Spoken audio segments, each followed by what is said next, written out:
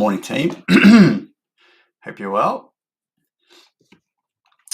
All right, you're going to give me 30 seconds to make sure everything is working in the background. All right, cool. We're in the groups and the profile. Are we on Instagram? We are. All right, beautiful. Looks like we are live as we can be. Good morning. All right, how are we, team? I hope you're doing well on Tuesday, the 21st. If you are new to the group, welcome aboard. Thank you for jumping on, and I wish you the best of luck in your transformation journey. If you are friends of mine, thanks for joining me this morning. I really appreciate it. I would like to extend a warm welcome. Hey, Renee. Good morning. To anyone that's new that hasn't joined me before, I like to do a 30 questions in 30 minutes, which is like the most frequently asked questions our clients or people on the socials have asked me during the week that I think would be really informative for anyone on a weight loss or transformation journey that will just help you out. A couple of little tips and tricks. They're usually to do with a bit of mindset, a little bit of motivation, discipline, mostly nutrition as well. So I'll probably get cracking with that. Hey, Nick, how are you, buddy? Thanks for joining. As always, if you have any questions that you want to ask me live, please drop them in the chat box. Hey, Steph, good morning. Hey, Joshy, how are you? I'll be sifting through as much as I can. It's hard to cross between all the platforms and make sure I'm covering everyone's questions. But if you do have something specific that you want asked, hey, Simone, how are you? Just send me a message through the DMs and I'll be happy to answer it for you. I might even pop it in next week's Q&A. That way, at least I can give some value back to everybody out there. So, cool. All right, give me 2 seconds. I just want to set one more thing up and just make sure we are hitting everyone nice and hard. Did I say Steph? Well, I said Steph on the other one. I did say Simone because Steph's on Instagram, mate. So nice call, but I'm pretty sure I said Simone. Anyway, if I didn't, I'm sorry. All right, let's get cracking. All right, good morning, guys. Hey, how you doing? And one more. Hey, Mick, how are you, dude? All right, cool. Let's get cracking. Number one today is, should I be eating before or after my workouts? Look, really good question. For me, I think it's important to have some form of carbohydrates in your body before you do any form of weight training. I know you were on a calorie deficit, but 100 calories before you lift isn't going to really break the budget, especially if we're working out, and doing our steps during the day. You need fuel to work out. You want to get optimum results while you're training. So having some form of carbohydrates is really good for you before and after, so you can replenish it.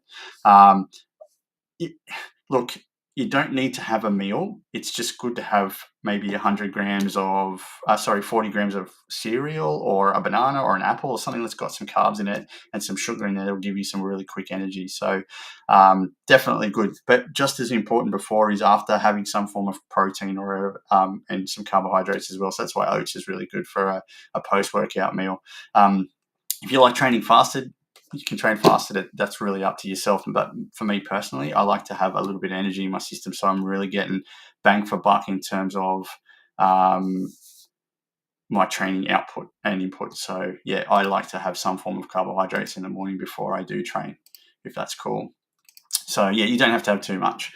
What are some healthy snack options to keep me full up for longer? All right, the goats to me is Greek yogurt, cottage cheese, and probably protein powder would be the top three things that are very versatile to use for just about anything for snacks. With Greek yogurt, you can mix it with protein powder and have a high protein a snack that you can have with berries or granola or a bit of honey.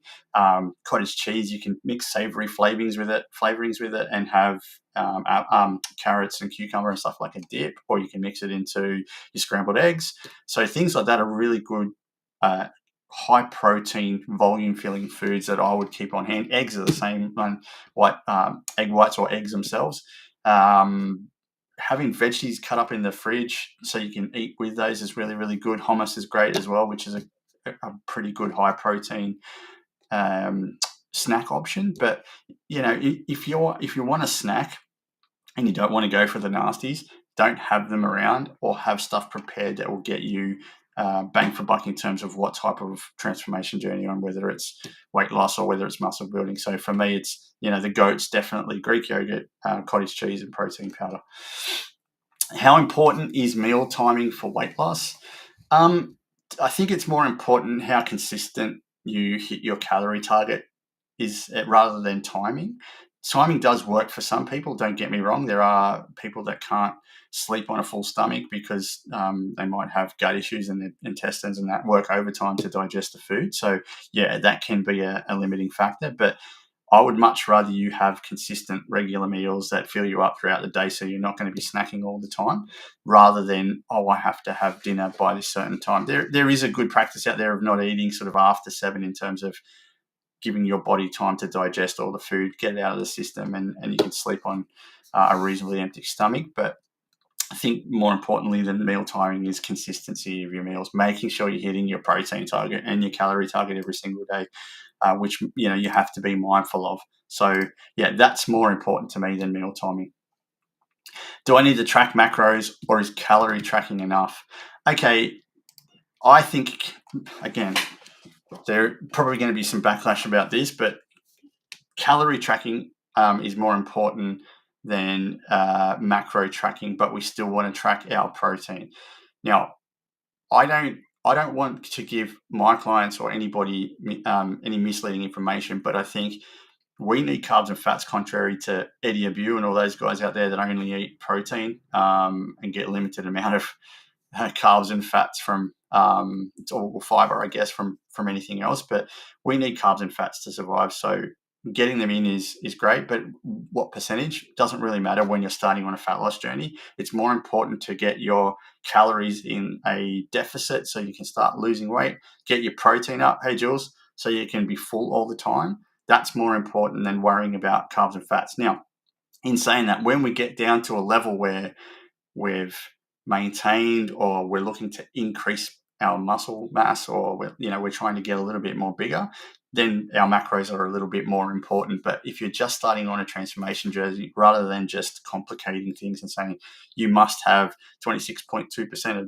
of fat and carb and all the rest of it, let's just hit our protein target, hit our calorie deficit, get the fat off first, and then worry about the macros later on to start building a bigger frame for yourself. So I would much rather focus on those. And then when we get to the point where we know calories, we know what our foods are, we can start doing intuitive eating, which is a whole new ball game. What are the best foods to reduce bloating? Fibery foods, leafy greens, berries, whole grains, things like that. If you're not having enough of those in the system, you might have gut issues as well, which obviously that's a whole other ball game. But like green teas are really good sometimes to help ease digestion. Bananas, they've got a lot of potassium in them, which help balance your levels. But trying to avoid some really high processed foods, it's generally what leads to bloating. How can I tell if I'm getting enough vitamins and minerals in my diet? I think the best thing to do is, they call it eat the rainbow, which is having different coloured fruits and veggies in your diet, because they all offer different types of vitamins and minerals. So if making sure you're having some sort of fiber with every meal is going to be hugely beneficial to getting enough vitamins and minerals in. Getting a blood test is the most accurate way to figure out what your deficiency in what your real deficiencies are in. If you feel fatigued or unwell, is a good sign that you might not have enough in your system. And then maybe having some form of supplement like a multivitamin, just to fill in the gaps in case you are short. But the best way to test is to get a blood test to figure out what you are deficient in, and then you can actually try and fix that by getting some form of supplements in there to help you out. If that makes total sense, right? Okay, are superfoods really that super, or is it just marketing hype? Look, there are foods that are really high in vitamins and minerals and proteins and all the rest of it. Are they superfoods? Not really. They're just marketed that way. It's a really good way of selling shit. Definitely. No single food will make or break your health. We've got to remember that. So if you like donuts, have them in moderation, but also try and get plenty of vitamins and minerals in with fresh fruit, vegetables, and meats, or some form of protein. The old spinach, blueberries, quinoa, they're great, but do you have to get, organic? Not necessarily if you want to spend double the amount. Balance is key with everything in life. It's my opinion. Again, you hear it all the time, calories in, calories out is the only way to lose weight. But eating the foods that you love to make you feel happy and getting the experience are just as important. So, don't think you have to have an acai bowl because it's a superfood. You don't have to. There's a lot of calories in those, so just be mindful of it in moderation. How often should I eat throughout the day? Look, again, it depends on if you're a shift worker or not. Trying to get your calories in is more important than how many meals you eat per day. The old 3 square meals a day is not necessarily the right or the wrong thing. Some people can get by eating 5 meals, smaller meals per day. Some eat 6 small meals per day. Some eat 1 meal per day. Again, it depends on your lifestyle and your working environment and the time you have to prepare. So I think I like to eat when I'm hungry, but also be mindful of my calories. So I will generally eat breakfast, morning tea, lunch, afternoon tea, and dinner, and I very rarely have dessert. It's only if I feel like an ice cream or something just to top it off. But that's kind of like I have kind of, if you want to call it, 5 meals a day. It just fits well with my lifestyle. I eat just enough breakfast to get me to around about 10:30, 11 o'clock, and I might have a protein bar then just to pick me up, or some apple and cottage cheese or something like that. But I don't think it's important how many meals. It's just like, how can I fit the amount of calories I need in my diet throughout the day? You could be someone that's had a gastric bypass surgery or stomach surgery, and you can't eat like 3 big meals a day. You'd have to eat 9 or 10. Again, that's just a lifestyle thing that you'll have to adapt to. But there is a way of doing it. It's not so important how many meals. What more important, hey Dennis, is getting your protein and getting your calorie target done every single day. That's what's more important. So just be mindful of that moving forward. Is alcohol really that bad for my fitness goals? Yeah, it definitely is. It's extra calories that you don't really need with no nutritional value and really no benefit to you other than a depressant or a sedative. That's pretty much all it is. Alcohol can affect your sleep. It can affect your muscle recovery. It definitely affects your calories. I don't drink because I don't need it. It does no benefit for me at all. That's just my personal preference. If you want to drink, I don't mind you drinking at all. Just be mindful that it's extra calories that you're going to have to count towards your diet. So for me, I would much rather have a donut than have 2 beers. I like the taste of donuts, and they give me more joy than the beer does. And there's a little bit of hey Sarah, there's a little bit of extra energy and calories in there for me to go to the gym the next day and really did dominate my workout. So yeah, in my personal opinion, alcohol really does affect your fitness goals. It does affect your mental health as well. So liquid courage doesn't help you with gym progress, I'll tell you that. What's the best way to reduce sugar in my diet? Kind of a broad, open-ended question. I think reducing refined sugars is what we need to worry about. You can't get away with it because fruit has natural sugar, so does some vegetables as well. So we've got to be trying to avoid processed or refined sugar with stuff that's been added in. Obviously, like, full sugar drinks, adding sugar into our coffees, teas, some fruit juice smoothies and things like that have extra stuff in there that you don't know about. So if we do whole fruits, and vegetables, it's much more beneficial because you're only getting the amount of sugar that's in that one orange or one apple, rather than saying, if you look at apple juice, for example, or orange juice, it takes, say, 9 oranges to make a cup of orange juice. Would you go and eat 9 oranges in a sitting? No, you wouldn't. So, try and just eat the fruit rather than drink it. It's much more better. But yeah, cut back on adding stuff to your meals or having processed food. That's the best way to kind of reduce the amount of sugar that you're intake every single day. Hope that answers that question. How can I improve my balance and coordination? The best thing to do is unilateral work, which means single leg arm type of exercises. Dumbbells are great for that reason. You can figure out what your weakness or imbalance is and kind of correct it. I mean, if you're doing single leg lunges, for example, you can't do double leg lunges. So if you're doing lunges, for example, and you're carrying a 10 kilo dumbbell and you feel it really hard in the left, but your right's really strong, which is generally what most people are like, you feel like you realize that you do have an imbalance issue with your left leg. So you can continually, gradually doing 10, 12, 15 kilos on both legs to a time where you feel like that your imbalance is out. So it's a good way of trying to iron out the imbalances. Having a pretty strong core is really good for balance and coordination, which comes down to training it, but also remember you're training it with compound lifts as well. So yeah, just practice trying to do single leg or single arm things and figure out which one's the weaker one and then start working on that. Should I work out in the morning or at night? Personal preference. There is no specific time where you must train. Okay, I know of shift workers that train at 2 a.m. because there's no one in the gym and that's the only time they can get there. That works for them, would not work for me. I used to be an afternoon trainer and now I'm a morning trainer because that just works in with my lifestyle. So you just got to figure out your schedule for the week and how you can fit in training, because you've got to make it a non-negotiable and you've got to be consistent. So consistency is more important than what time you go to the gym. It doesn't matter.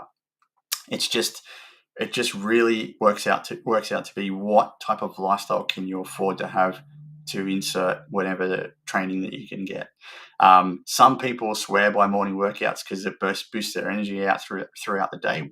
Yeah, that's definitely can happen for some, but others can get fatigued really quickly by 10 o'clock if they do a big workout. So I think evening workouts can be beneficial then, because then you can warm down by coming home, eating dinner, and then relaxing for a little bit and give yourself time to get your muscles to grow. So yeah, whatever works for you is the best time to work out. How do I know when it's time to increase my weights? Okay, the best way to know when it's time to increase your weights is if the rep count's 10 and you're getting to 10 quite easy. That's a good indication that it's time for you to progressively overload. So add another kilo, 2.5 kilos onto your lift, and that's a good indication that you are at the point where you really do need to increase your weights. Progressive overload is the introduction of extra load every week or 2 weeks, whenever you can feel like it, but don't go from a 20 kilo squat to 100. You'll hurt yourself. Let's just progressively increase for 5 kilos and 10 kilos like that. That's the smartest way to do it when you're doing weight training. So yeah, if you can do 10 reps of your rep range really easy, it's time to increase your weights. Can I get fit using only bodyweight exercises? Absolutely you can. Calisthenics, I've seen some of the most fittest people in the world that are gymnasts / calisthenics people that do not do anything other than body weight. So you definitely can. The only thing I would be mindful of is if you are on the bigger side, if you've got 20 or 30 kilos extra on your body, you are doing a form of weight training by just having that weight on your body. So you are you're definitely using your body as a gym, which is not an issue. So won't be mindful of trying to go too hard with your bodyweight exercises. The likelihood of you being able to do pull-ups and push-ups and stuff when you are 20 or 30 kilos heavier is a lot harder than being at goal weight. So, but most definitely you can get fit using only bodyweight exercises. People have been doing it for years. If you go away on holidays and you've got a decent routine, you can get a good sweat on and also keep your body shape while you're away. How do I prevent injuries when starting strength training? Form is king. I can't say it any more than that. Form is king. If you really want to continue strength training and get bang for buck out of what you do, make sure that you're doing the lift correctly. Drop the weights, remove the ego, focus on form, and that's the best way that you're going to prevent any form of injury, unless you've got something that's niggling or a previous injury that you haven't worked on. I would just be focusing on form. How do I get the form right? Hire a coach. Online or in-house. In-house is much better for that type of reason because you get direct feedback, whereas an online coach like me would be film it, send it to me, I'll critique you, film it, send it to you back. It could be a half an hour exercise. So if you need instant help with form, especially if you just join a new gym, take them up on the free PT session and get them to show you all the machines and how you use them in the gym, and what a proper squat and a proper bench looks like. That's the best way that you can get ahead in terms of making sure that you prevent injuries. So form is king. And next would be effective warm-ups, i.e. mimicking the type of movement you're about to do. If you're about to go in and do a heavy deadlift session, I'd be doing a set of lightweight deadlifts to really get the blood flow to the muscles that you're about to work. So yeah, preventative by doing form, proper warm-up, proper cool down, and listening to your body. If you do have a nickel, and you can't lift, don't lift. You want to come back the next week or the next day, right? More important. What's the ideal balance between cardio and strength training? Okay, if we talk about fat loss, I would be aiming for 3 full body sessions a week with walking every day as my cardio. Maybe add an extra 1 or 2 sessions if you can afford to do them time-wise as like an interval training session. 20 or 30-minute thing would be really good for you in terms of a little bit more cardio, which would be really good. But fat loss, lifting weights is absolutely the key. It's absolutely a key. So aim for 2 to 3 sessions a week, full body would be really, really good. If you get to the end of your 8 weeks training program and you feel like you want to do something different, yeah, by all means, make sure you enjoy doing it and do it. But don't skip the warm-ups. Don't skip flexibility and mobility. They're really key to continue on with your training goals. I did hear that you use plate and pin loader, that it can also help. Yeah, great idea, Chris. 100%. Yeah, if you've got it, gives you that little bit of extra satisfaction knowing that if you do drop the weights, it'll hold it for you. So it's a great idea. Again, some people don't even know how to use the pin and plate machines. So I would be, even on those, you still have to focus on form. Like cable machines, you can be 5 to 10 degrees out working the wrong muscle. You can actually pull a muscle, holding the bar the wrong way or a different way, or targeting the wrong area. So yeah, knowing how to use the machine is more important as well. So get the form right and knowing how to use the machine.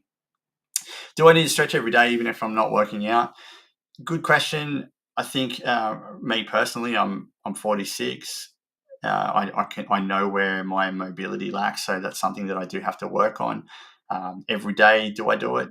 No, I'll probably do it every second day. Should I do it every day? Yeah, definitely. It definitely helps you as you age, that's for sure. Stretching mobility is really, really good for longevity. It's also good for recovery and getting back in the gym quite quickly. If you're doing 5 days a week in the gym, I would be making sure that those rest days are active rest days where I do some form of mobility and stretching, so you can give your muscles enough chance to rebuild so you can get back in the gym quicker. How can I make sure I'm not losing muscle while doing cardio? You've got to combine strength training in there. Okay. Any cardio athlete out there has some form of resistance training in their routine to keep their muscle mass. Do they put on muscle mass? No, because most of them don't lift heavy enough to do that because they're focused on cardio work. But you do definitely need to have strength training in there. So the next most important thing is eating enough protein. If you're eating 2 grams per target body weight of protein, 2 grams per kilo of target body weight, so 150, 200 grams a day, that's plenty of protein to keep your muscle mass on board. So yeah, if you want to keep muscle mass over anything, you've got to limit the cardio. But if you just wanted to continue doing cardio, just combine a bit of strength training in there so you can keep it a little bit for yourself. Is walking really as effective as people say? My oath it is. One of the greatest things for your head, for your heart, for your mindset. It's just great for overall health and maintaining your calorie deficit. If you walk 8 to 10,000 steps a day, you get about 150 to 200 calories up your sleeve, which is a great benefit.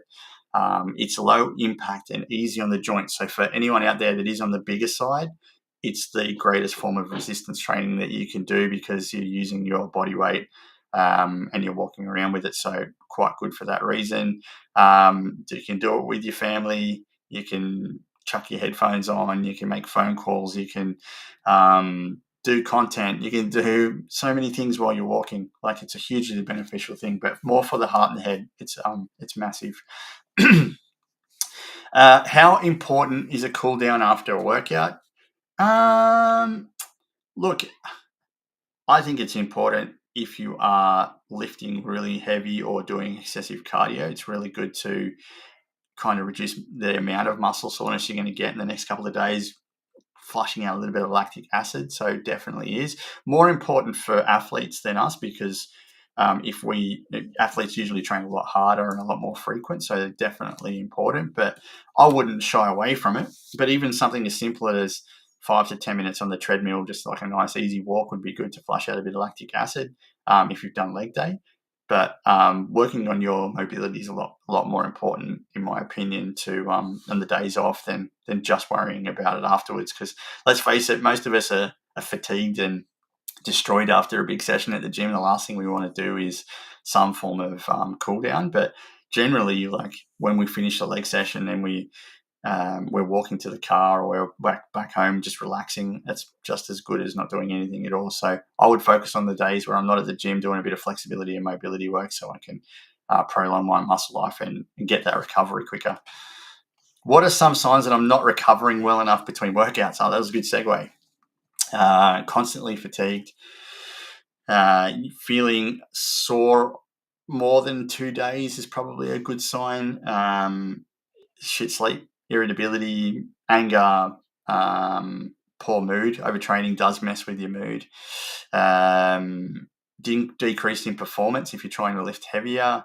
I think the most important thing is when your body is telling you to rest, rest. I know there's people out there like David Goggins who are saying, "Oh fuck, that's when you got to do it." Yeah, okay, cool. There are times where it's maybe you being a little bit too cautious and you probably could go to the gym. But when you are in pain and constantly fatigued, you do need to rest. So give your body a chance to repair and recover by doing eating well and just listening to it by saying, well, I need a day off. I have to do a day off. That's hard for me because the training for me is more mental than it is physical. And there are some days, for example, like on a Sunday, I try not to train, where I will wake up and think, I'll tell you what, it'd be good for me to get off my ass and go and do something. But I have to force myself to make sure that I don't train because I need that time to recover. And I train pretty hard. So I want to be able to get up, Monday to Saturday and do my 6 days of CrossFit or whatever and my cycling, whatever I'm doing. So I want to be able to ensure that I get adequate recovery for that. So listen to your body. It's it's definitely important to do that. Are there benefits to taking a complete rest week? Well, another segue. Yeah, definitely. So most training programs are about an 8 to 12 week cycle with a 1 week deload week. Now, that's deload week is either lighter weights or complete rest, which is purely up to you. Now, what that's going to do is help you prevent burnout, mental fatigue, physical fatigue, give you time and your body time to rest and recover, give your muscles time to build, which is great. Most of the time, you do your best lifts the week after a deload week, which is really cool. But we've got to get it into our head. It's not being lazy. It's actually smarter training by having your deload week or your rest week or your rest day. It's so important for muscle recovery and muscle growth. So if it's written in your program to have a deload week, have the week. But you decide whether it's just low impact work by going to the gym or maybe going for a swim or stretching. Mobility is really good. Yoga, Pilates, they're great. Pilates can be a little bit taxing, but yeah, definitely some form of complete rest when you can gives your body time to recover. And like I said, you generally get a better session or you start lifting PRs the week you come back, which is really, really cool. Can I exercise when I'm sore or should I rest completely? Look, you know your body. You know your limits. I do push my limits at times, but if I feel a niggle while I'm lifting and I can tell that if I do it again, it'll hurt, that's when I stop. The hard part is, as a coach, I can't say you can or can't because I don't know your body or how you feel unless you've got a medical certificate from a professional saying, hey, he's got a torn hamstring, he can't do these, or she can't do that. That's totally fine. So can you exercise when you are sore? you've got to figure out what's the difference between being sore or actually being in pain. So pain to me means rest, but sore can just be fatigue, and you've got to push through it a little bit. So yeah, definitely know the difference between pain and soreness. All right, how do I create workout routines I can stick to long term?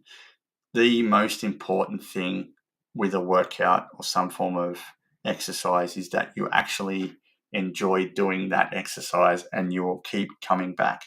If it is a chore, it's not the thing for you. For example, I had one of my clients I was talking to last week, and I've just introduced resistance training into his program.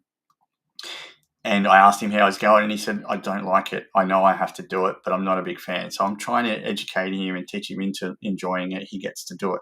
But I asked him the question, what do you enjoy doing? And he said, I love playing table tennis. It's the thing I love the most.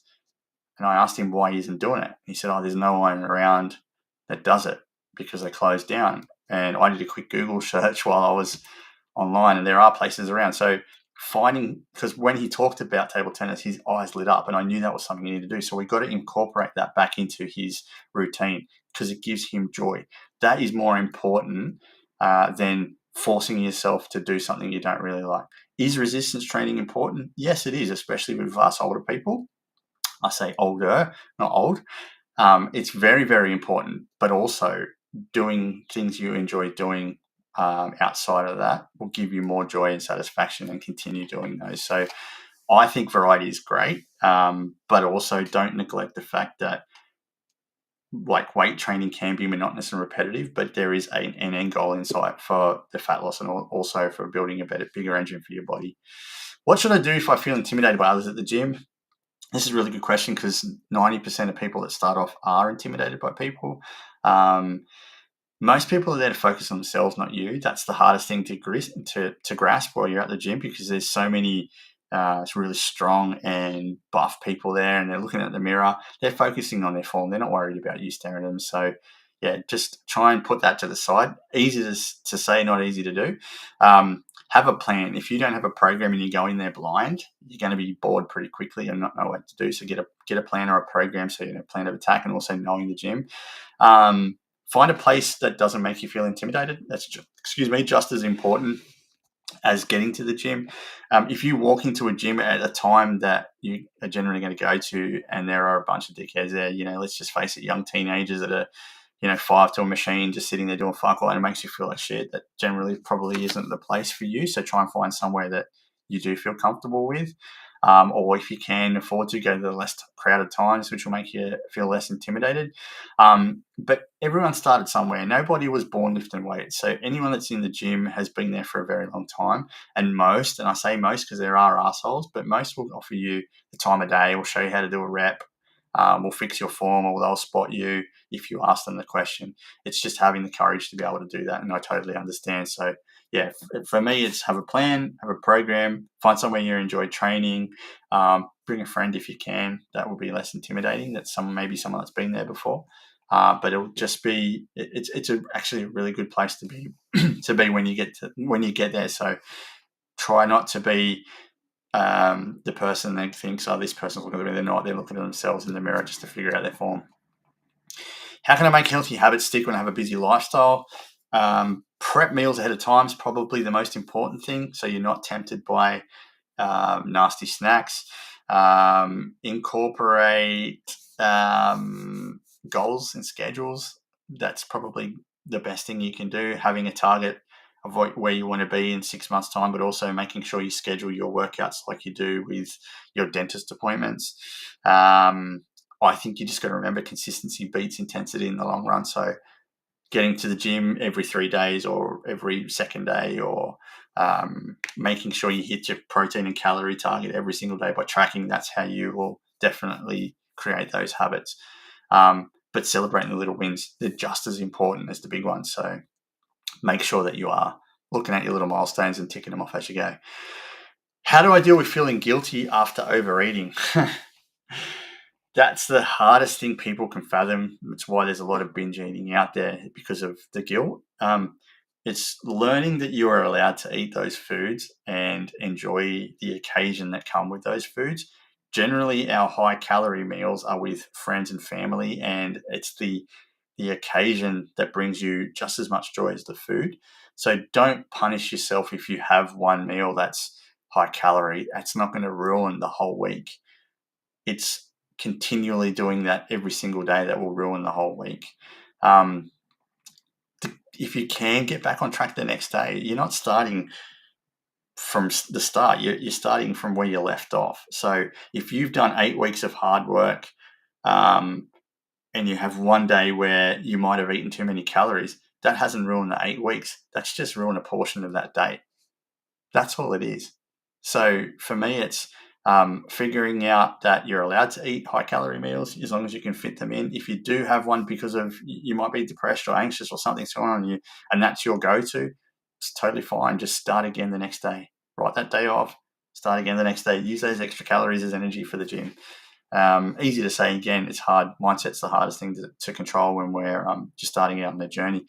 Try and find the trigger too, which led to the overeating. If it wasn't planned, if it was stress or anxiety or work or family or maybe I don't know, financial times, all that stuff. Finding out what the trigger was, and that if you can work on having an outlet, go for a walk, maybe go to the gym or have some healthy food on hand, that will help you.